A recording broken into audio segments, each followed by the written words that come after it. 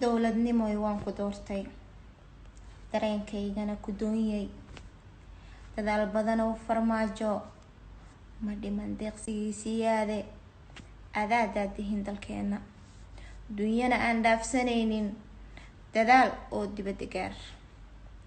qayraan iga daahsanayn dadaalkuu kula tacaalay deeqdii rabbigeena weeye hal dooraan kala dhacaynin dadaal ugu jira dalkeena